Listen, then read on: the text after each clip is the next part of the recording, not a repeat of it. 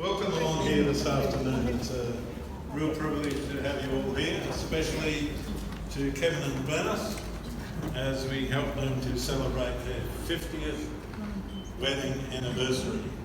Wow, 50. I should ask how many would remember 50 years ago, but that might have been rude. They were married in Marprig Town Church, the AOG Church, in East Sepik Province in Papua New Guinea on the 3rd of January 1970. I had a quick look online to see what other important things happened on the 3rd of January 1970. There wasn't too much else on the 3rd of January 1970, so this is it, folks.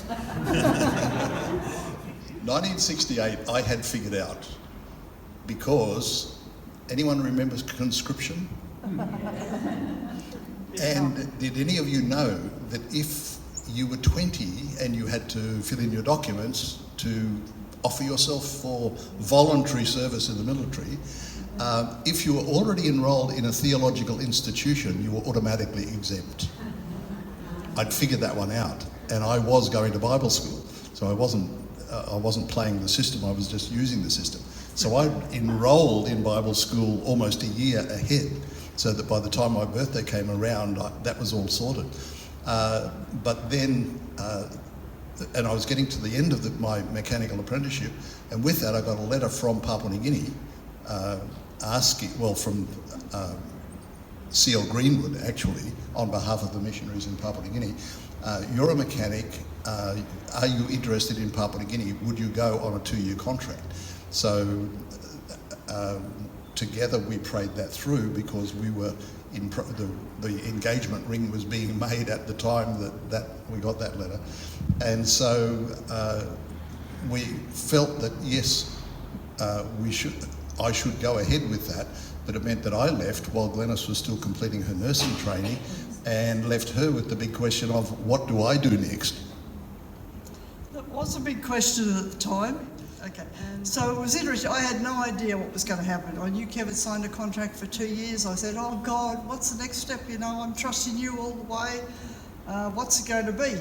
So when I eventually graduated with my nursing about April after he left in December, I thought, well, I'm out of money, so I better go and find a job. So I went to apply for a job, and they said, well, what do you want to do? Do you want to work in a big hospital? Do you want to work in a small hospital? And I thought, oh, I've had enough of big hospitals, how about a small one? And I said, what about district nursing or blue nursing service? Oh yes, there's always vacancies there, so he turns it over, there's none. At which he says, that's crazy, if you come back next week, there'll be some next week.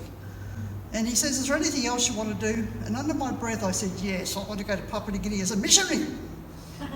And all he heard was Papua New Guinea. He said, oh, Papua New Guinea.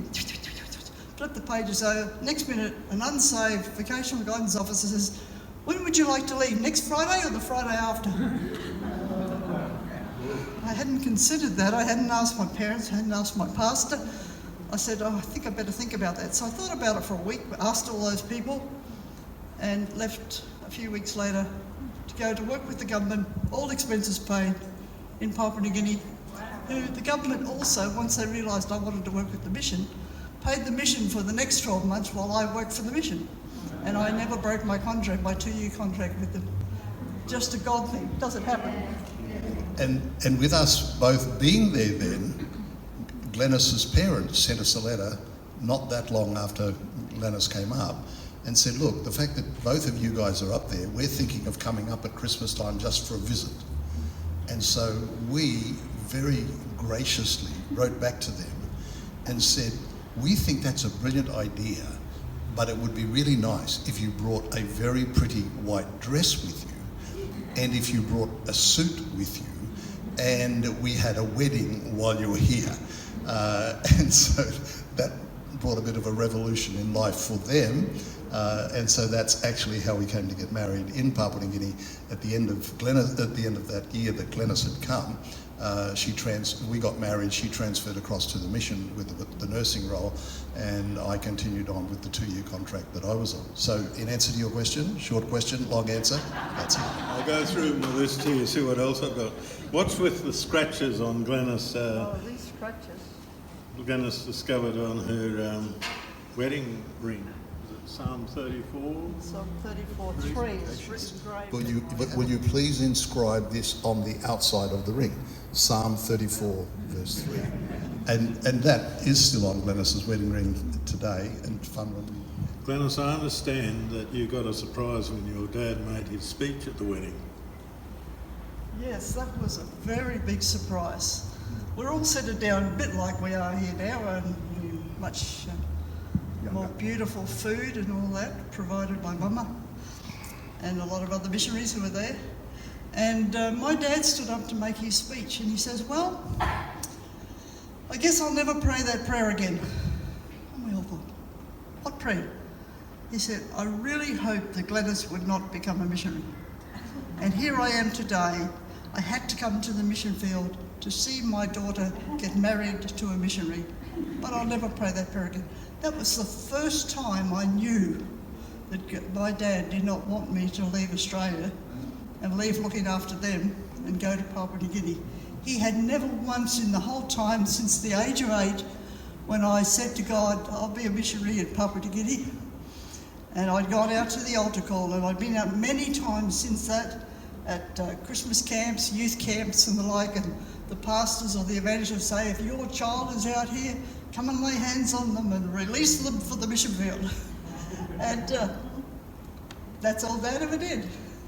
Before Glenys was born, her grandmother prophesied over this baby to be, it's going to be a daughter, and she's going to be a missionary. Mum and Dad knew that, but they didn't put that over Glenys as knowledge. They just committed it to the Lord. They had their own desire. My first call to PNG, it was at age 14. It was in what was the original Chermside Church. In this church. I'd come further back. I'd come. This was home church. It was lots of services per week, including 2 every Sunday, with Sunday school before that as well. All of the above. But that particular Sunday night, I came to church with what was a normal question in my life rather than in my mind at the time, and that is, "God, what do you want to do? What do you want me to do with my life?" It was just a question. And by the time that service ended that night, I went home knowing that A, I was going to be a missionary in Papua New Guinea, and B, I was to train as a mechanic in the meantime. I had no idea how any of that tied together. The fact of 10 years living on a houseboat trying to keep that thing running with no one else around, that was reason enough to be a mechanic, but as well as the service of the 2 years and things like that.